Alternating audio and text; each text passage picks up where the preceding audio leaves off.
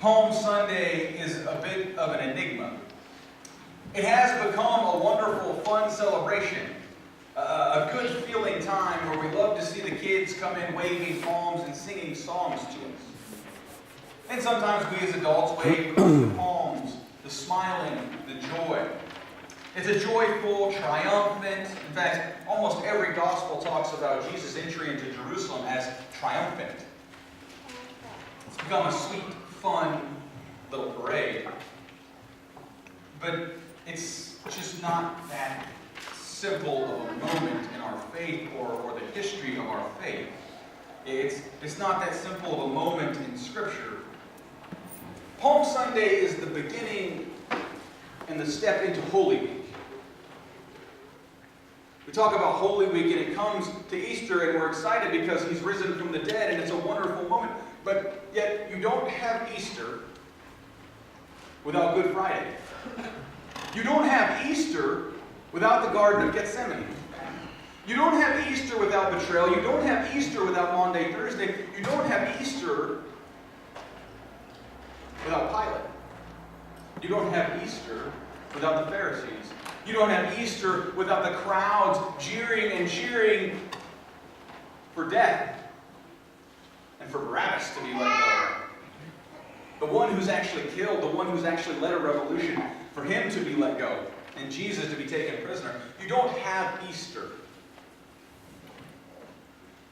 You don't have Easter without all these events of Holy Week. Today is the beginning.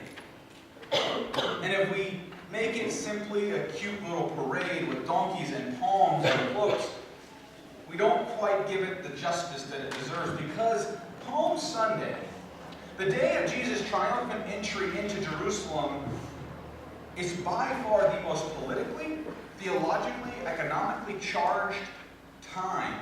One of the most politically charged times in Jesus' ministry. It is an intense and powerful moment. And I've talked about this before. I've talked about some of this before. What Palm Sunday is a clash between the world, the worldly, and the holy. It's a clash between the divine and the state.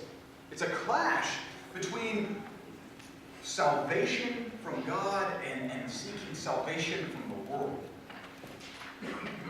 As Jesus comes into Jerusalem, the crowd gathers to see Him. They celebrate the Messiah's arrival. They're quoting Psalm 18. Let the festival branches be bound together and brought to the altar. Hosanna, we beseech you. Save us, Lord. This is a psalm that was read during liturgies of celebration, quite often during the Passover. This is a psalm that was sung and celebrated over and over. It was read at many of the festival celebrations, especially Passover and other ones where they were released from slavery. Celebrate Passover as the release from Egypt, a psalm sung and read about liberation and freedom. So the people cry for the same thing. Hosanna! Hosanna, save us! Save us from what? Save us from Rome? Save us from false beliefs? Save us from outsiders? Save us from oppression? Give us freedom, the people call. Freedom from what we used to be, used to have. Freedom like when we first came into the promised land. Set us free like it was when David was our king. Save us. Now there's another parade happening on the other side of town. Jesus' triumphant entry as He comes down from Bethany isn't the only entry into the city of Jerusalem at the time of Passover. See, Rome wasn't going to let Herod do all the dirty work or be the one in charge of Jerusalem at the time. They're going to send their arch-governor. We know him. His name's Pontius Pilate. He's going to come in. He doesn't come in on a donkey. Are you kidding me? He comes in a bronze-covered chariot with the banners and the Roman eagles flying, with horses upon horses and battalions of marching Roman centurions, shields clanging, spears, swords. The sound of war, the sound of death, the sound of oppression. coming in to Rome at this time. So Jesus on a donkey, peaceably entering the city, and Pilate, the world, entering the other side. And the clash begins. Palm Sunday is absolutely the clash of the world and the divine. It is a full frontal assault on where the people will put their trust and what they put their trust in. Brothers and sisters, it's no different today. It's no different today. Here's our opportunity. When we cry Hosanna, because all of us are crying Hosanna in some way, shape, or form. All of us cry to be saved. But what are we crying to save us? Today is an opportunity to take a long look at humanity's original, maybe their greatest, sin. Adam and Eve were in the garden, and God said, "You don't eat from this tree." Happened to be the tree of good and evil, the knowledge of good and evil. And at that time, the only person who knew what good and evil was God. And the serpent tells Eve, "Don't you want to be like God? Don't you want to be God? What's one nibble going to do?" It's our oldest sin. We're going to save ourselves. No, God saves us. The man on a donkey, walking over the people's cloaks, walking with the palm branches, he saves us. We don't save ourselves, but we are trying to do it over and over and over and over and over again. We are seeking other things to save us. We depend on our own power or resources rather than God. Individuals, groups, and whole nations turn to economic strength, intellectual prowess, physical or military might to overcome opposing powers. We become fearful and insecure. We measure ourselves against others. Their judgment becomes our tool of self-assessment, and then we judge others onward. Palm Sunday is where it clashes, where the reality of our idolatry clashes and comes into full contact with the reality of God standing there saying, "I'm still here." And I'm going to stand here and be the first to admit, we'll call it confession's good for the soul. I've done this over Lent. I've saved myself over Lent, or thought I did. It's the perfect example. As most of you know, I gave up sweets for Lent. I know it seems trite and silly to give up sweets, but I'm going to tell you what, I'm an addict. Like, legit, I'm a straight sugar addict. I'll put down a pan of brownies, and I'll kill myself. Legit, like, how is that treating what God has given me good? How is that doing and loving God with my whole heart, body, and soul by sucking down a pan of brownies willfully? I'm a sugar addict. So I gave up sweets for Lent. I've done a heck of a job. I sat at the dinner theater last night and stared at a piece of cheesecake. And every one of you, well, not every one of you, we have some visitors. Most of you know cheesecake is about where I get cut off at the knees. And it had chocolate drizzle on it. And I stared at it. And I poked it with my fork. And I didn't do it. But here's the deal. As I stared at that piece of cheesecake last night, or I stared at the cookies that are downstairs, or I stared at the things that I know pulled me away from God, do I pray to Jesus? No. I didn't once pray to Jesus last night looking at that piece of cheesecake. In fact, I patted myself on the back as I left the dinner theater and said, "You have a heck of good willpower, Dan Jessop." Saved myself. It's all been me. See, I've also been doing intermittent fasting, and I've taken that up as a spiritual/physical practice, and so by 11:30, when I have anything and my stomach's grumbling and I'm going, "Oh, I'm so hungry," do I pray to Jesus to say, "Help me in my hunger for righteousness? Hunger for something else besides to fill my mouth with something?" No. I suck my hunger back and I think about myself.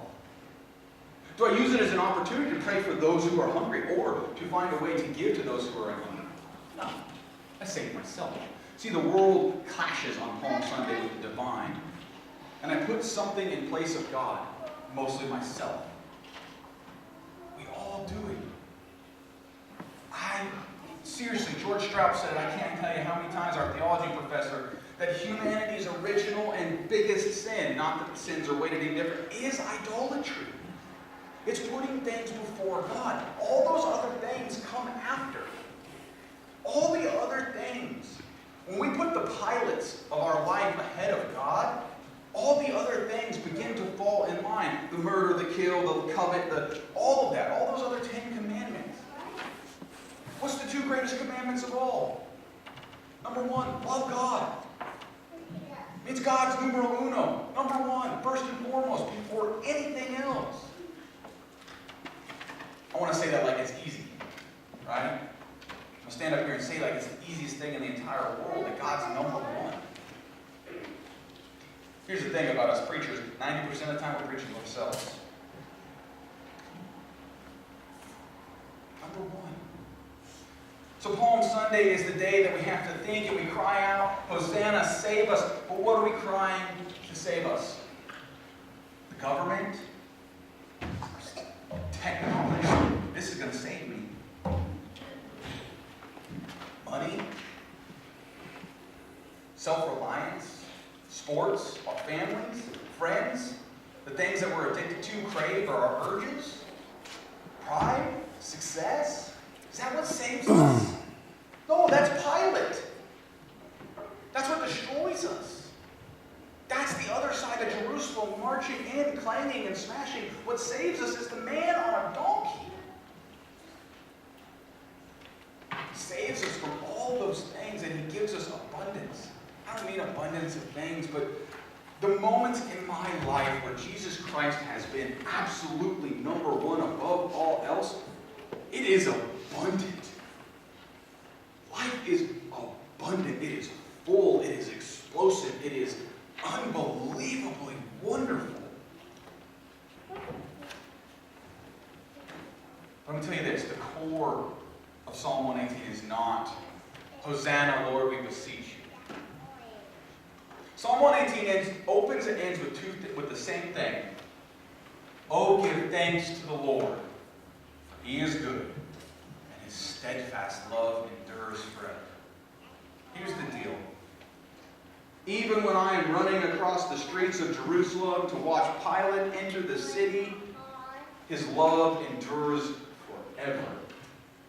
Walter Brueggemann, an Old Testament theology, Old Testament professor that I had a little bit, the word for steadfast love is hesed in the Hebrew. We do not have an English word. We don't even have an English combination of words that do that word justice. The closest we come is steadfast love. Chesed is a love that reaches out, drives you to the ground, holds you down, squeezes you, holding your face, telling you that you are so important and so valuable that I don't want you to go away. And that doesn't even do the Hebrew word justice. Steadfast love that does not let us go. So even when we run to Pilate, to the things that pull us away from God, it does not let us go. And it is there. And it is there. So as we enter Holy Week, find what your Pilate is. Find what our Pilate is. But remember, when we find it, when we turn back, the Hesed, the steadfast love of God that endures forever is there. And will let none of you go